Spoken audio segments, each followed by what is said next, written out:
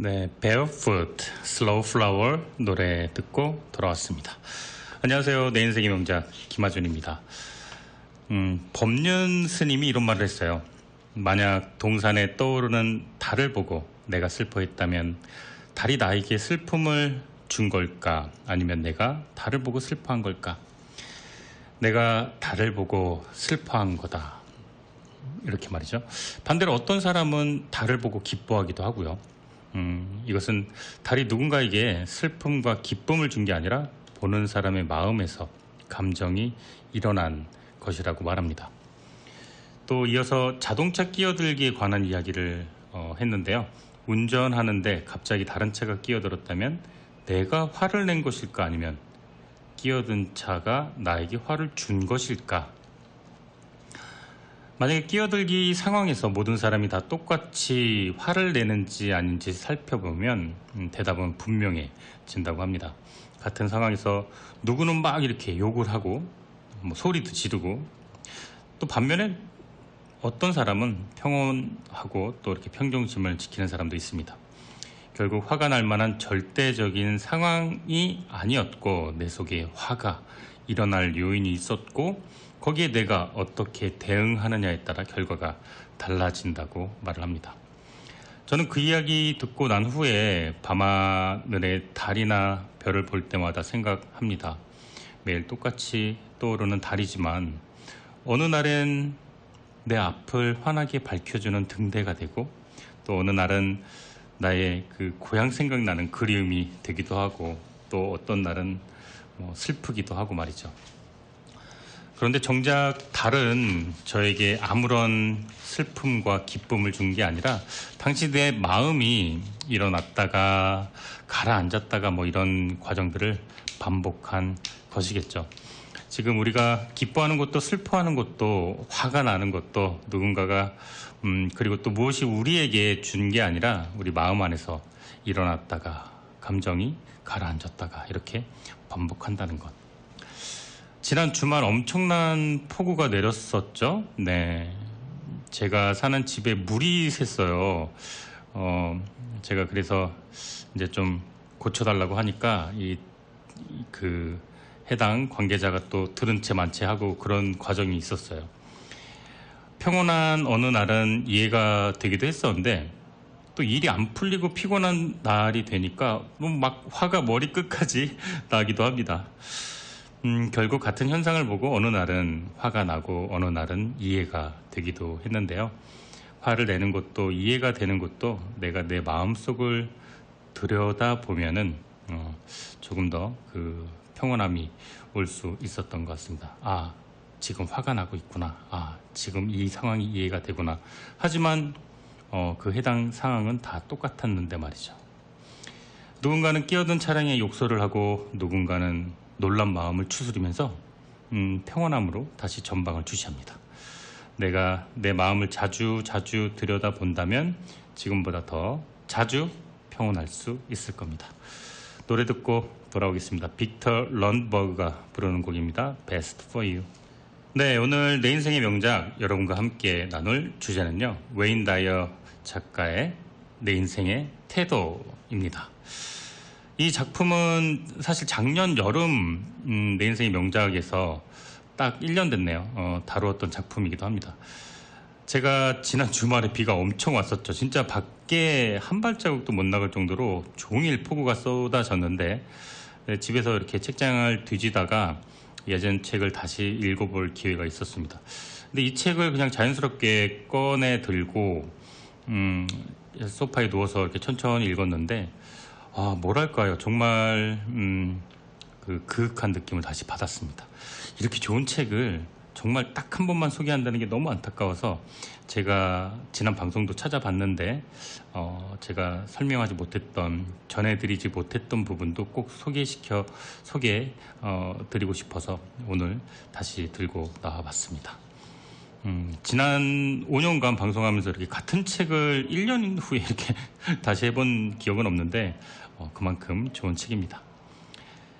나이, 직업, 재산, 나를 설명하는 많은 것들이 사라졌을 때 과연 나는 누구일까?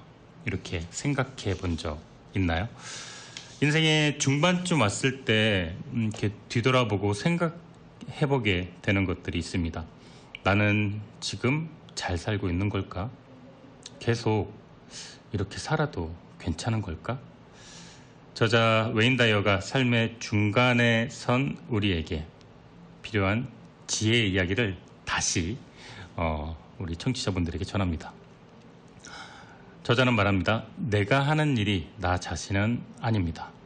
내 직업, 내 연봉, 나랑 친한 사람들, 내 주변을 둘러싼 관계, 집, 자동차. 자, 그럼 그런 것들이 사라졌을 때 나는 과연 누구일까요? 저자는 바쁜 일상에서 잠시 멈춰 자신을 들여다보는 질문을 던집니다. 그리고 흔들리지 않는 단단한 삶을 위해서는 인생에 대한 나만의 태도를 정해야 한다고 조언을 하는데요. 행복하지 않았던 과거, 불안한 미래와 작별을 하고 오직 현재, 지금 이 순간을 사는 당신을 주목하라고 말합니다. 당신이 과거에 무엇을 했던 사람으로 규정될 수도, 누구와 친분이 있는 사람으로 규정될 수도 없다고 말합니다. 당신의 직업이 당신이 아니고, 당신의 집이 당신이 아니고, 그리고 당신과 같이 사는 사람이 당신이 아닙니다. 당신을 규정하는 것이 아니라 그저 당신 곁에 있는 것입니다. 내가 누구인지, 내가 나를 어떻게 생각하고 나를 어떻게 대하느냐에 따라서 달라진다고 저자는 말을 하는데요. 지금 여러분이 생각하는 여러분, 지금 당신의 모습은 어떤가요? 누구 아빠, 누구 아내, 또 뭐 차장님, 국장님, 이런 직함, 뭐 사장, 뭐 관계, 뭐 어떤 그 호칭, 존칭이 아닌 당신이란 사람은 당신이 하루 종일 한 생각의 선택이다. 이렇게 저자는 말합니다. 자, 노래 듣고 돌아올게요. 이 책의 저자 웨인 다이어는 사람들과 대화하기를 무척 좋아했습니다. 그는 자신의 강연에 참석한 수많은 청중들, 또 집 근처 산책하다 만난 모든 사람들과 대화를 나눴고, 정직하고 현명하고 유쾌하고 또 애정이 넘쳤습니다. 자기가 말하고자 하는 생각들을 아주 평범한 언어로, 일상적인 언어로 표현할 줄 알았고, 통찰력 있게, 또 저자는 자신의 생각 대부분을 다른 사람들과의 대화 속에서 얻는다고 말했습니다. 우리가 만나는 사람들 모두가 각자 한 권의 소설입니다. 그는 자기가 깨달은 바를 다른 사람에게 전하는 것만큼이나 사람들에게 많은 깨달음을 얻는다는 사실을 알았고, 또 누구나 위대해질 수 있는 씨앗을 품고 있다고 생각했습니다. 본문 내용 잠시 말씀드릴게요. 저자는 이렇게 말을 했습니다. 사람들은 행복이란 무언가 혹은 누구가에게서 발견할 수 있다고 여깁니다. 너도 나도 행복을 찾아 나서느라 인생을 허비합니다. 안타까운 일입니다. 행복은 바로 자기 자신에게 달려있는 것이니까요. 그리고 또한 우리가 생각하는 방식에 달려 있습니다. 내 삶에서 벌어지는 일들은 모두 내 책임입니다. 네, 맞습니다. 나이를 참 이렇게 먹었는데도 여전히 삶이 흔들립니다. 코로나가 끝나면 행복해질 거야. 예전처럼 야외 액티비티 하면 행복해질 거야. 짐이 오픈하면 몸짱이 될 거야. 이런 대다수의 사람들이 만약에 무엇을 하면 행복해질 거라고 생각을 하는데, 그래서 사회적인 성공을 쫓고 경제적인 풍요를 원하고 또 타인의 인정을 받기 위해 노력을 하고, 그렇게 열심히 그런데 노력을 했는데 여전히 삶은 불안하고 흔들리고 심지어 아프고 괴롭고 슬프고 우울하기까지 합니다. 성공을 했는데도 말이죠. 대체 왜일까요? 바로 이 책 인생의 태도의 저자, 세계적인 심리학자 웨인 다이어는 이 물음에 답을 이렇게 합니다. 지금 여기서 행복하지 않는다면 행복은 그 어디에도 존재하지 않는다. 노래 듣고 돌아오겠습니다. Westlife, Better Man.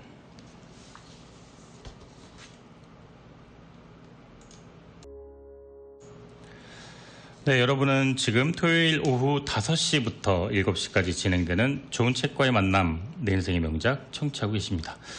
저는 김하준이고요. 오늘 명작 주제는 웨인 다이어 박사의 저서 인생의 태도입니다. 어떠십니까? 여러분은 지금 본인에게 만족스러운 사람입니까? 아니면 다른 사람에게 만족스러운 사람인가요? 사람들의 시선에 움직입니까? 아니면 내 안의 나를 바라보는 나의 시선에 움직입니까? 저자는 이렇게 말합니다. 뭔가 달라지고 싶은데 계속 달라지지 않아 고민이라면 삶의 태도를 바꿔야 합니다. 모든 건 태도의 문제입니다. 내가 뭘 믿을지 내가 선택한 겁니다. 내 안에서 일어나는 일은 모두 다 내 선택입니다. 삶에서 일어나는 모든 일, 나를 가로막는 일, 계속 내 역할을 하지 못하게 방해하고 목표에 도달하지 못하게 하는 일들은 나 자신이 선택하는 겁니다. 모두 내 선택입니다. 모두 나의 몫입니다. 지금의 나는 인생에서 내가 했던 선택들로 이루어져 있습니다. 이 말은 아무리 강조해도 절대로 지나치지 않습니다. 네, 이렇게 우리가 매일매일 하는 선택이 결국 태도가 됩니다. 어떤 사람을 만날까? 어떤 장소에 갈까? 누군가에게 예스를 할까? 아니면 노를 할까? 이런 많은 결정의 순간에 어떤 선택을 하느냐가 결국 그 사람의 길을 결정하게 됩니다. 저자는 그런 선택에 앞서 그것이 외부 동기에 의한 것인지 내적 동기에 의한 것인지를 생각하고 자기 내면의 목소리를 따르라고 강조합니다. 우리는 뭔가를 하는 인간이 아니라 인간이라는 존재 그 자체라고 강조하면서 내가 어떤 직업을 가지고 있고 어디에 살고 누구랑 친한 게 나를 규명하는 잣대가 아니라 내가 생각하고 선택한 것이 오늘 나를 규정한다고 말합니다. 근데 직업을 그만뒀을 때, 나랑 친했던 사람과 멀어질 때, 내가 살던 집이 이사했을 때, 내가 타던 차가 바뀌었을 때, 나의 존재와 내 가치가 옮겨지는 게 아니라 내가 생각하고 선택하고 행동한 그것이 모여 나라는 사람을 이룬다고 저자는 강조합니다. 노래 듣고 돌아오겠습니다. Eternal Flame, Atomic Captain이 부릅니다. 네, 본문 1장 모든 것은 태도에 달려있다. 네, 이 1장에서 저자가 강조한 내용 소개해 드리겠습니다. 사람들은 행복을 찾아 나서느라 인생을 허비합니다. 행복은 바로 자기 자신에게 달려있는 것이니까요. 그리고 또한 우리가 생각하는 방식에 달려 있습니다. 행복은 내적인 개념입니다. 그러니까 행복하기로 결심하면 행복할 수 있습니다. 내 삶에 벌어지는 일은 모두 내 책임입니다. 그걸 대하는 능력은 내게 있어. 나는 그걸 대할 능력이 있어. 이런 식으로 생각하면 모든 일에 대해 내가 책임을 지게 됩니다. 무언가의 압박을 받을 때 나오는 건 우리 안에 있는 것입니다.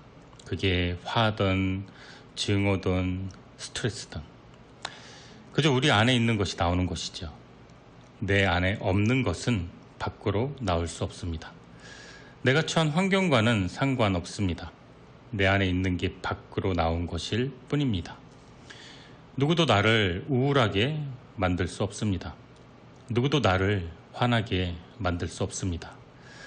마음 아프게 할 수도 없습니다. 누구도 내 안에 없는 것을 만들어낼 수 없듯이 말이죠. 자신에 대해 주인의식을 가지세요. 내 인생은 내 것입니다. 모든 건 나 자신에게 비롯됩니다.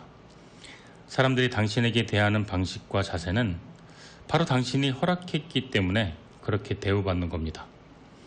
단호하게 마음을 먹으세요. 난 이런 대우를 받을 사람이 아니야. 이렇게 말이에요. 세상에는 세 종류의 사람이 존재한다고 생각합니다. 인생이 그저 고통스럽고 긴장뿐인 사람. 늘 고통스러운 건 아니지만 그래도 자기가 만들어낼 수 있는 최상의 상태에 서 있지 못한 사람. 끝으로 우리가 도달해야 할 목표로서 한계에 오른 사람. 인생이 고통스럽고 자기가 도달할 수 있는 최상의 단계에 살지 못하는 사람은 자신을 한계에 제한하고 국한하고 자기는 이런 사람이다라고 규정한 후에 안주하게 됩니다. 그것이 최상의 내 삶이 아니라고 할지라도 그 삶에 안주합니다. 하지만 한계를 모르는 사람은 문제에 대해 다른 태도를 취합니다. 어떤 상황도 일어날 수 있음을 알고 문제에 대해 다른 태도를 취합니다. 비가 내려선 안 돼. 아니 하필 이럴 때 왜 비가 내리는 거지? 비 안 올 거라고 했는데 정말 맞는 게 하나도 없네. 이런 태도는 자신을 가두는 사람, 불행에 휘둘리는 사람들의 화법입니다. 비가 오니까 우산을 준비해야겠네. 비가 오지만 예정대로 일정을 해야겠어. 비가 오니까 오늘은 다른 쪽으로 일을 진행해야 되겠어. 이렇게 생각하는 사람은 외부적인 환경에 휘둘리지 않고 자기가 준비한 계획에 맞게 해나갑니다.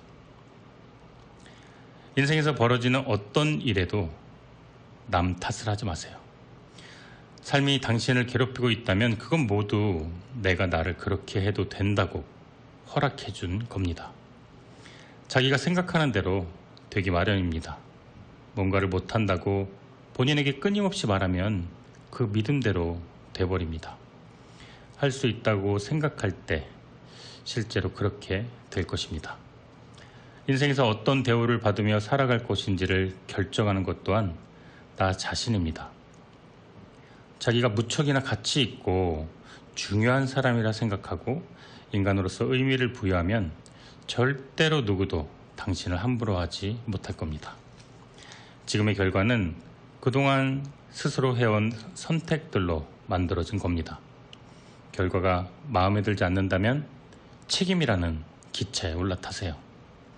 자존감이란 전적으로 자신을 믿기로 선택한 것들로 이루어집니다. 당신은 절대로 실수로 만들어진 존재가 아닙니다. 네, 프레디 아길라 아낙이라는 노래였습니다.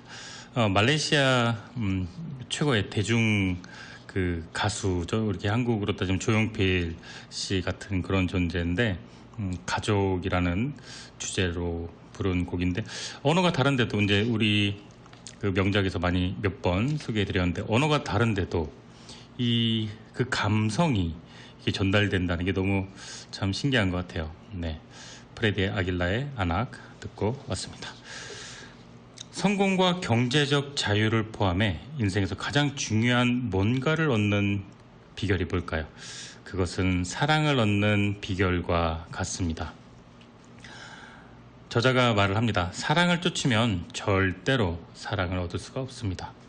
사랑을 쫓으면 사랑은 다가오지 않습니다. 절정의 경험이란 어떤 순간에 완전히 몰입해서 주변에 다른 것들을 잊는 것을 말하는데 아름다운 존재와 그렇지 않은 존재의 차이점은 바로 우리의 그 판단뿐입니다. 매력적이지 않다는 건 단지 누군가가 그렇게 생각하기로 결정한 것입니다. 모든 건 태도의 문제입니다. 내가 뭘 믿든지 내가 선택한 겁니다. 내 안에서 일어나는 일은 모두 다 나의 선택입니다. 이 말은 아무리 강조해도 절대로 지나치지가 않습니다. 자신감은 행동에서 나오고 긍정적인 자아상은 바로 내가 나를 존중하는 겁니다. 자아에 휘둘리는 사람은 실패 때문에 자기가 움직이지 못한다고 생각합니다. 그런데 반대되는 성향의 사람은 실패를 자기의 성공의 원동력으로 만듭니다. 자신감의 필수 요인은 행동하는 겁니다. 자존감이 낮다고 생각하면 자기가 조금이라도 더 괜찮은 사람으로 느껴질 만한 일을 해보세요. 누구를 돕는다든지 무언가의 이로운 일을 대가 없이 한다든지 친절을 베푼다든지 내가 누군가의 혹은 어떠한 행위로 인해 공공의 이익을 대표하는 그런 일을 해보세요. 아무도 못 알아줘도 하고 또 해보세요. 정말 신기하게도 자기에 대한 믿음이 생겨날 겁니다. 그런데 지금까지 인생을 살아오면서 이 형성된 자아와 자신감이 반드시 일치하는 건 아닙니다. 내가 하는 일이 내 자신이 아니듯이 말입니다. 우리는 바로 존재입니다. 내가 어떤 인간이냐고 묻는다면 나는 존재하는 인간입니다. 인간은 딱 한 가지만 바꾸면 우리 감정을 통제할 수가 있습니다. 감정은 생각에서 온다. 그래서 나는 내 감정을 통제할 수 있다. 그러려면 나 자신을 사랑해야 한다. 인간이라는 존재로서 자기를 믿어야 한다. 누구나 살면서 좌절하고 힘든 일이 있습니다. 자기가 낙담한 이유를 타인이나 외부 요인에서 찾으면 타인이나 외부 요인이 바뀌지 않으면 나도 바뀌지 않습니다. 외적 동기가 아니라 내적 동기를 기반하도록 사고방식을 변화해야 합니다. 그래서 내가 바뀌어야 다른 것들이 바뀌게 됨을 알아야 합니다. 무엇을 더 나아지게 하고 싶은지 찾고 그 일을 해야 합니다. 부정적인 생각에 사로잡혀 꼼짝하지 못하고 있다면, 자신을 결함 있는 사람으로 여기고 있다면 그런 일들에 대해 긍정적으로 말해보세요. 그러면 더 이상 그렇게 보이지 않을 겁니다. 한 번만 하지 마세요. 여러 번 하고 또 해보세요. 그저 자신이 하나의 선택으로 보일 겁니다. 선택에 관해 우리는 생각보다 훨씬 많은 능력이 있습니다. 우리는 모두 자기의 운명을 선택하고 통제하고 방향 지을 수 있는 힘이 있고, 우리는 자유의 의지를 가지고 있습니다. 모든 살아있는 존재에겐 침해할 수 없는 권리가 있음을 알아야 합니다. 깨달은 사람들은 결핍이 아니라 성장이라는 동력으로 움직입니다. 내가 더 나아졌으면 좋겠어. 그래서 이 일을 하는 거야. 이렇게 말이죠.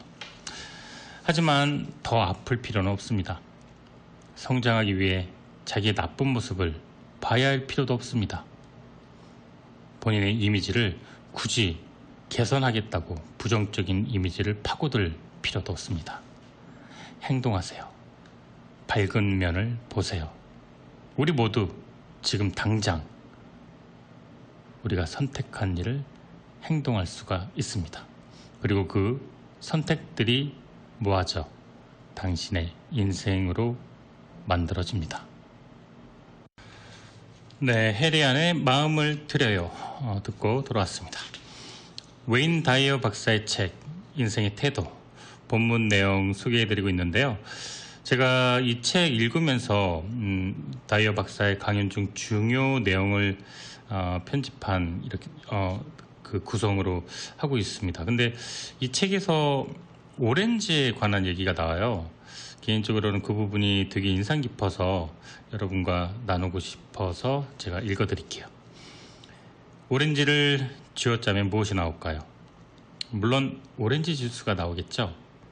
하지만 제가 묻고 싶은 건 오렌지를 짰을 때 어째서 오렌지 주스가 나올까 하는 겁니다.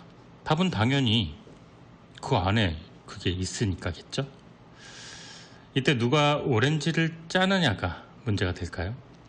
아니면 어떻게 짜는지, 어떤 도구로 짜는지, 아침에 짜는지, 저녁에 짜는지, 이런 것들이 문제가 될까요? 물론 당연히 문제가 되지 않습니다. 마찬가지로 뭔가가 우리를 쥐어짤 때, 그러니까 뭔가의 압박을 받을 때 나오는 건 우리 안에 있는 겁니다.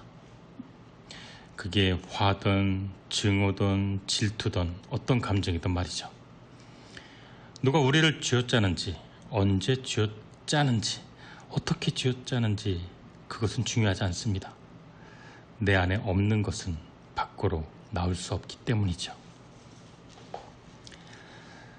네, 우리 안에 있는 오렌지, 그러니까 화든 억울함이든 분노든 슬픔이든 안에 담아놓고 그대로 방치하면은 오렌지 짜내듯이 언젠가 우리 밖으로 나오게 되겠죠. 내 안에 있는 게 너무나도 독해서 나를 죽일 수도 있을 테고, 내 안에 있는 것들이 너무나도 달아서 나만이 아니라 다른 사람에게도 꿀같이 단 과즙을 선물할 수도 있을 테고 말이죠. 저자는 말합니다. 화를 참는 게 능사는 아니고 화를 내는 건 더더욱 안 좋고 화를 적절하게 다뤄줘야 하는데 그게 내가 화가 나고 있다는 현상을 관찰하는 거라고 저는 이해했습니다. 내가 화가 나고 있구나. 내 마음을 바라보는 것, 그리고 화가 나는 내 모습을 바라보는 것, 오렌지를 꽉 쥐어 짜서 오렌지 즙이 나오기도 하지만 오렌지 자체로 두어도 그 오렌지의 가치는 변하지 않으니까요. 네, 여러분은 지금 매주 토요일 오후 5시부터 7시까지 진행되는 김한준의 내 인생의 명작 청취하고 계십니다. 지금 1부 이제 마쳐야 될 시간이 되었어요. 오늘 명작 주제는 웨인 다이어 박사의 인생의 태도입니다. 자, 두 곡 노래 들으실 텐데요. 먼저 지미 앨런의 Make Me Want To 라는 곡과 세라 베럴리즈의 맨하탄이라는 곡 두 곡 듣고 돌아와서 6시에 내 인생의 명작 2부로 저는 돌아오도록 하겠습니다. 김화준의 내 인생의 명작 2부 청취하고 계십니다. 내 인생의 명작은 매주 토요일 오후 5시부터 7시까지 2시간 동안 방송됩니다. 오늘 내 인생의 명작 주제는요, 웨인 다이어 박사의 인생의 태도입니다. 3장 어떤 일이 벌어질지 기대하는가? 네, 내용 요약해 드리겠습니다. 우리가 하는 예상들이 인생의 많은 부분을 결정합니다. 감기에 걸렸든 허리가 아프든 두통이 시달리든 생리통이 있든 신체적인 건강마저 결정짓기도 합니다. 감기 걸리면 미리 아플 준비를 하지 말고 가벼운 감기네 곧 지나갈 거야. 푹 쉬고 나면 곧 낫겠지. 이렇게 표현을 해보세요. 감기 걸린 것 같은데 이번 주 정말 바쁘고 중요한 일이 있는데 왜 하필 이렇게 중요할 때 감기가 걸린 거지? 이러다가 중요한 미팅과 발표를 망치면 어떡해? 네, 이렇게 생각하는 건 어떤 일이 일어날지 긍정적으로 기대하는 것보다 더 안 좋은 상황을 끌어들일 확률을 훨씬 더 높입니다. 몸은 마음의 지배를 받기 때문에 건강 염려증이 있는 사람일수록 잔병 치레와 중요 질환에 걸릴 빈도가 훨씬 더 높습니다. 몸에 좋은 약을 챙겨 먹기보다 식습관을 바꾸고 운동을 하는 게 훨씬 더 효과적입니다. 내가 의식적으로 인지하는 것, 그것이 나입니다. 나이가 들어가는 것 역시 신체적 조건이 아닙니다. 우리는 생각하는 존재입니다. 그것은 삶에서 겉으로 보이는 모습일 뿐이에요. 내 몸에 어떤 변화들이 일어나고 있지만 그것이 나라는 존재는 아닙니다. 노화를 인식해야만 노화 과정이 일어납니다. 우리는 의지의 힘이 있다는 사실을 압니다. 다만 우리는 그 능력을 활용하지 못하고 있을 뿐입니다. 우리는 자신에 대한 결정을 할 수 있습니다. 내가 늙었다고 생각하면 늙은 것이고 은퇴해야 한다면 은퇴하는 것입니다. 그 시기는 본인이 결정합니다.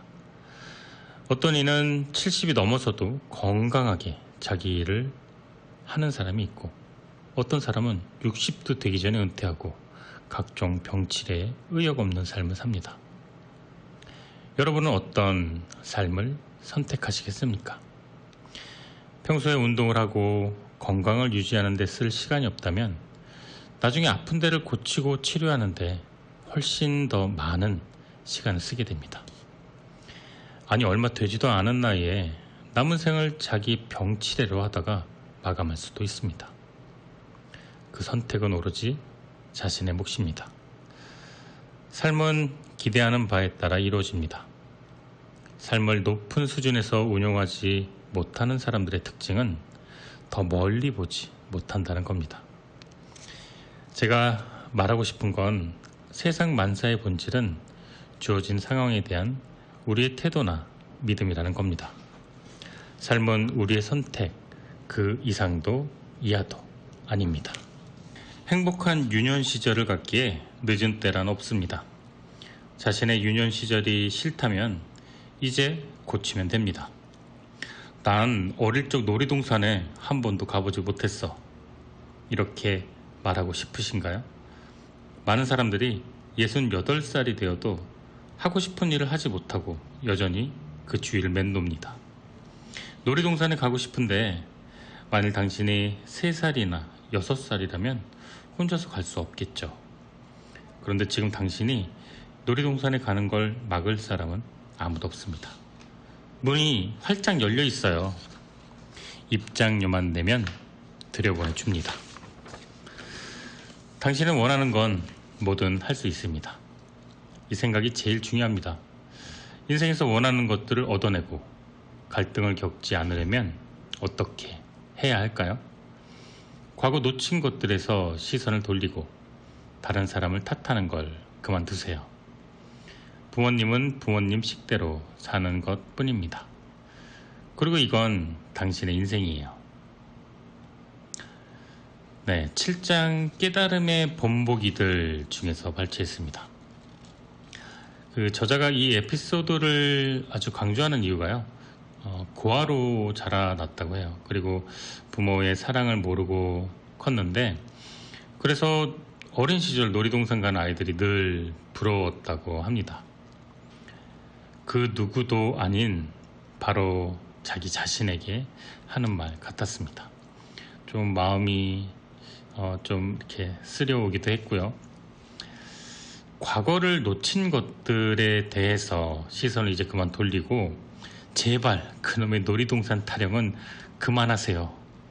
이렇게 말을 하는 게 들려왔습니다. 부모 원망 그만하고 그게 그렇게 한이 되면 지금이라도 가라. 네, 이렇게 말하는 것처럼 들렸습니다. 마지막에 그리고 이렇게 저자는 말을 합니다. 다른 사람을 탓하는 걸 이제 그만두세요. 부모님은 부모님 식대로 사는 것 뿐입니다. 그리고 이건 당신의 인생이에요. 이제부터 남 탓 그만하고 자기 인생을 사세요. 더 행복해지세요. 네, 여러분은 지금 매주 토요일 저녁 5시부터 7시까지 2시간 동안 방송되는 좋은 책과 좋은 음악이 있는 곳, 내 인생의 명작 청취하고 계십니다. 듣고 싶은 노래가 있거나 다루었으면 좋을 책이 있거나 저에게 하고 싶은 이야기가 있거나 그러시는 분들은 am1666h@gmail.com으로 사연이나 신청곡, 건의사항 다 좋습니다. 그리고 뉴욕, 뉴저지 지역 혹은 타주라도 북클럽 관련돼서 관심이 있거나 온라인 북클럽 원하시는 분들 역시 이메일 am1666h@gmail.com으로 보내주시기 바랍니다. 또 여러분들 이제 조금씩 아주 조금씩 좀 이렇게 경기가 풀리고 있는데 비즈니스 홍보 그리고 또 라디오를 통해서 알리고 싶은 그런 이야기가 있는 분들은 이메일로 보내주시기 바랍니다. 자, 앞서 말한 세상에 존재하는 세 종류의 사람에 관한 설명 조금 더 부연해 드리겠습니다. 세상에는 세 종류의 사람이 존재한다고 저자는 말합니다. 첫 번째는 인생이 고통스럽고 긴장뿐인 사람. 두 번째는 그렇게 고통스러운 게 가득 찬 거는 아니지만 자기가 만들 수 있는 최상의 상태에 도달하지 못한 사람. 마지막 세 번째는 도달해야 될 목표로서 한계를 모르는 사람입니다. 이 사람들은 삶에서 자기 능력치에 한계를 두지 않고 가능한 한 최선을 다해 살아가는 데 집중합니다. 예를 하나 저자가 들었는데요. 저자의 이야기 들어보시죠. 공항에서 비행기가 연착됐습니다. 불행에 휘둘리는 사람은 무척 화를 내겠죠. 세상에, 이 항공사 어떻게 된 거야? 이번 달에 벌써 몇 번째야? 그런 생각을 하는 사람은 계속 화가 나 있습니다. 하지만 불행에 휘둘리지 않는 사람은 그 시간에 책을 읽기도 하고 새로운 친구를 사귀기도 하고 비행기가 들어오는 모습을 구경하기도 하고 전망대로 나가보기도 합니다. 여러분은 어느 쪽이신가요? 모든 건 태도의 문제입니다. 내가 뭘 믿든지 내가 직접 선택한 겁니다. 내 안에서 일어나는 모든 일은 내 선택입니다. 삶에서 일어나는 일, 나를 가로막는 일, 계속 내 역할을 하지 못하게 방해하고 목표에 도달하지 못하게 하는 일들은 나 자신이 선택한 겁니다. 모두가 내 선택이에요. 지금의 나는 인생에서 내가 했던 선택들로 이루어져 있습니다. 이 말은 아무리 강조해도 지나치지 않습니다. 우리는 가끔 누구 때문에 내 인생이 이렇게 되었다는 말을 많이 합니다. 하지만 내 인생이고 누구도 대신 결정해 줄 수가 없습니다. 결국 내 선택이었던 거죠. 지금의 저는 제가 했던 나의 선택들로 이루어져 있습니다. 파트너 때문에 사업을 망한 것도 그를 선택한 우리의 선택입니다.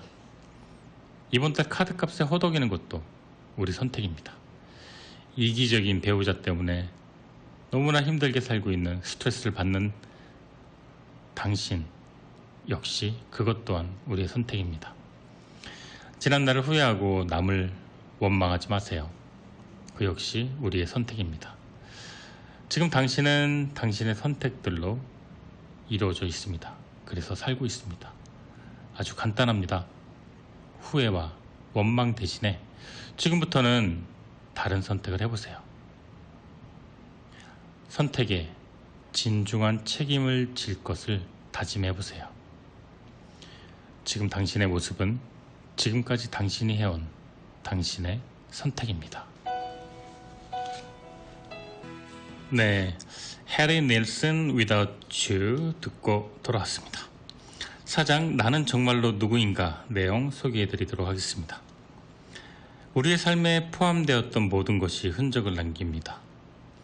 우리의 인생을 끌고 가는 건 지금 이 순간 우리의 에너지지 과거가 아닙니다. 지금까지 경험 때문에 늘 하던 대로 해야 한다고 생각하는 건 바람이 항상 내가 타고 있는 이 보트를 끈다고 믿는 것만큼이나 무모합니다.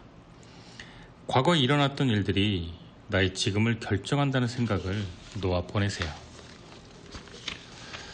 나 자신과 동의어가 아닌 6가지를 설명해 보겠습니다. 내 이름이 나는 아니다. 대부분 사람들이 이름을 자신을 규정하고 거기에 얽매입니다. 이름은 이 지구상에서 다른 형태들과 저를 구분 지을 수 있도록 주어진 것에 불과합니다. 내 육체는 내가 아니다. 우리는 팔, 다리, 몸통이 아니라 그 신체의 부위를 소유한 사람입니다. 내 정신이 나는 아니다. 정신도 마찬가지입니다. 우리는 그 정신의 소유자일 뿐입니다. 우리는 그 생각을 하는 사고의 주체입니다. 그 생각 자체가 아닙니다. 우리가 만약에 치킨을 생각한다고 해서 우리가 치킨이 아니듯이 말합니다. 내 직업이 나는 아니다. 우리는 뭐든 할 수 있는 존재입니다.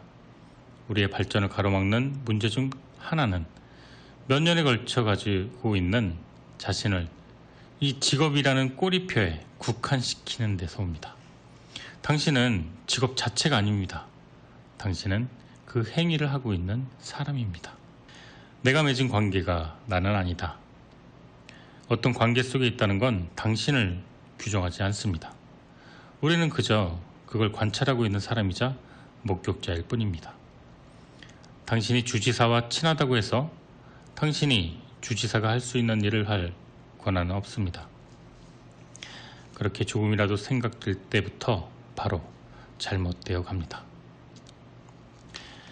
국적, 인종, 종교, 내게 붙은 그 어떤 것도 내가 아니다.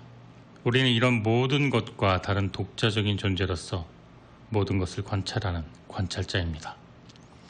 겉으로 보이는 내 모습이 나 자신은 아닙니다. 단지 내 영혼을 잠시 주차해 놓은 주차장일 뿐입니다. 당신이 에이시안이라고 해서 그것에 국한하지 마세요. 당신이 백인이라고 해서 그것에 국한하지 마세요.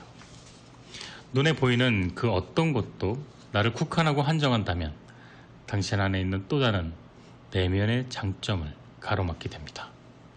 우리에게 이름표가 붙지 않는 부분을 규정하기는 무척이나 어렵지만 일단 그렇게 하면 강력한 힘이 됩니다. 그 순간 우리는 모든 생각이 나의 인생에서 잠재력을 발휘할 수 있음을 깨닫기 시작합니다. 그러면 자신의 생각 안에서 벌어지는 모든 일에 본인이 책임을 느끼게 될 겁니다. 그리고 그때부터 당신의 인생은 놀라운 일들이 일어나기 시작합니다. 마음으로 확신하면 이룰 수 있습니다. 반대로 확신하지 못하면 이뤄낼 수 없습니다. 자신의 영감을 믿으세요. 지금 내게 불가능한 건 아무것도 없어. 이제 과거의 모든 부정적인 생각을 난 날려보낼 거야. 이렇게 외쳐보세요. 6장 투덜이가 아니라 긍정주의자가 되어라. 뇌는 믿어지지 않을 만큼 대단한 도구입니다. 실제 인간의 뇌가 지닌 능력 전부를 갖춘 컴퓨터 한 대를 만들면 그걸 놓을 자리가 텍사스 주 전체는 돼야 한다는 추산도 있습니다. 우린 이렇게 엄청난 컴퓨터를 지니고 있습니다. 전 한계 같은 거 믿지 않습니다. 일당 1인 사람은 느린 속도로 무심하게 일을 합니다. 이런 사람은 인생에서도 이런 태도를 취하죠. 반대로 일당 100인 사람도 있습니다. 성장 지향성 사고를 지니고 있고 온갖 일을 시도합니다. 두 사람의 차이는 인내, 추진력, 자부심과 관계가 있습니다. 자기 내면을 들여다보지 않으면 결코 평화를 찾을 수가 없습니다. 인생을 비관하는 사람은 한 번도 가보지 못한 곳에 있는 걸 두려워합니다. 이들은 안전을 원합니다. 새로운 생각을 피하고 익숙한 것들만 계속 하려고 합니다. 또 이들은 선입견으로 가득 차 있는데 이들은 변화를 싫어합니다. 무섭거나 실패할까봐 걱정돼서 그렇습니다. 한계를 모르는 사람들은 미지의 것들을 두 팔 벌려 환영합니다. 해야 할 일, 목록 같은 건 필요 없습니다. 선입견을 가지고 있지 않기 때문에 어떤 사람에게 겁을 집어먹지도 않죠. 한계를 모르는 사람은 미지의 대상에 들뜹니다. 이들은 웬만한 어려움이 와도 본인이 잘 되어가고 있다고 느낍니다. 그리고 대체로 그렇게 되는 경우가 더 많습니다. 실패하더라도 다시 성공의 지렛대라고 여기며 일어섭니다. 여기서 중요한 개념은 내적 동기입니다. 한계를 모르는 사람은 다른 사람들의 말, 그것에 따라 옷을 입지 않습니다. 사랑을 쫓으면 그 사랑은 우리를 피해 다니고 행복을 쫓으면 그 행복 역시 우리를 피합니다. 그것들이 나를 찾아오게 만들어야 합니다. 내가 진정 나를 들여다보고 목소리에 귀 기울이고 그것을 실행하면 내가 원하는 건 나를 따라옵니다. 아이들은 긍정적인 태도가 지닌 힘을 본능적으로 합니다. 우리 역시 자기 안의 소년, 소녀를 해방시켜 우리에게 주어진 특별한 순간을 즐겨야 합니다. 행복한 유년 시절을 갖기에 늦은 때란 없습니다. 인생 전체를 거슬러 올라가 자신의 대응에 대해 책임감을 갖는 게 중요하다고 저는 생각합니다.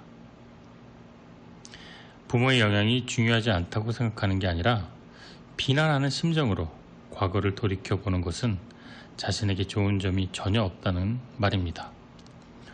책임감을 가지고 과거를 바라보세요. 행복한 유년 시절에 갖기에는 늦은 때란 없습니다. 자기의 삶, 자기의 선택에 책임을 져야 합니다. 그리고 부모의 인생도 배우자의 인생도 아닌 당신의 인생을 사세요. 가장 성공한 사람은 삶에서 수없이 기꺼이 넘어진 사람입니다. 실패란 난 오늘 뭔가 하는데 실패했어. 그런 실패자야. 라고 생각하는 사람에게만 실패자입니다. 다르게 생각해 보세요. 실패는 성공하기 전까지 모든 단계이다. 우리는 자신이 말한 대로 됩니다. 입에서 나오는 말은 내가 믿고 있는 것들의 합이라는 겁니다. 더 나은 사람으로 보이기 위해 행동해서는 안 됩니다. 그렇게 하려면 현실을 왜곡해야 되거든요. 나 자신이 아닌 다른 뭔가를 가장하면서 살기보다는 자신이 뱉은 말을 실천하며 살아가는 게 무척이나 중요합니다. 제가 쓴 글도 저 자신입니다. 내가 본보기가 되지 못한다면 그것은 진정한 내가 아니죠. 진실한 태도가 아무것도 하지 않아도 나를 행복하고 평안하게 해준다는 것을 깨닫는다면 행복이 더 자주 당신의 문을 똑똑하고 두들길 겁니다. 제9장 삶의 목적은 현재에 있다. 용기를 내어 자신의 열정을 쫓아라.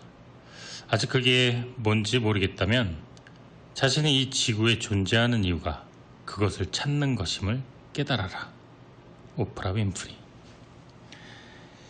지금까지 말해온 대로 한계를 모르는 사람들의 중요한 특징 중 하나가 내적 동기로 움직인다는 것입니다. 아이들은 대개 본능적으로 자신의 직감에 귀를 기울이지만 학교에 들어가면 그것을 무시하라는 교육을 받습니다. 저는 자기 삶에 관해 매일의 목적의식 혹은 사명을 가지는 것보다 중요한 건 아무것도 없다고 믿습니다. 외부의 대상을 쫓으면 내면의 평화는 찾아오지 않습니다. 내면의 평화에 이르지 못하면 삶의 의미를 상실하고 목적의식도 갖지 못합니다. 그러다가 어느 순간 우선순위를 변화시키는 어떤 일이 일어납니다. 이때가 바로 인간으로서 자신의 사명을 찾게 되는 순간입니다. 규칙을 따르는 삶에서는 인생의 목적의식을 갖기란 불가능합니다. 목적의식은 규칙이 반대편에 있는 걸 배우는 데서 생겨납니다. 삶의 우선순위는 자신의 열정이나 소명이 되어야 합니다. 반복적인 생활은 충족감을 주지 못합니다. 자신의 목적의식을 따르면 일상이 반복적으로 느껴지지 않습니다. 날마다 새로운 순간입니다. 책임감과 모든 위험에 대해 생각할 때 자신의 개인적 사명에 초점을 맞춰야 합니다. 미래나 과거를 삶의 목표로 삼고 살 수는 없습니다. 이 순간을 목적으로 살아야만 합니다. 지금 이 순간에 충실하고자 하면 지금을 즐길 수 있도록 스스로를 열게 됩니다.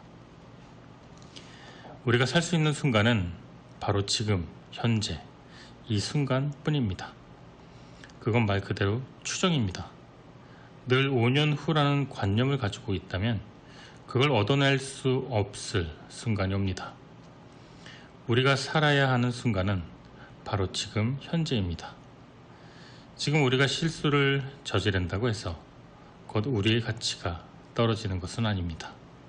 그건 그저 실수를 했고 그 실수에서 배워야 할 게 있다는 의미일 뿐입니다.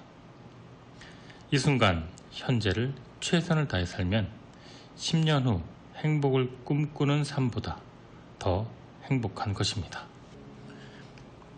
네, 이 책의 마지막 장인 12장은 저자가 독자들의 질문에 답하는 형식으로 되어 있는데요.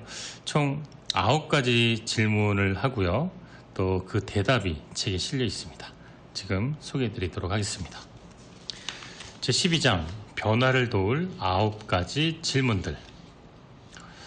삶이 6개월 남았다는 걸 알게 되면 무엇을 해야 할까요? 누구에게도 미래가 보장되어 있지 않습니다.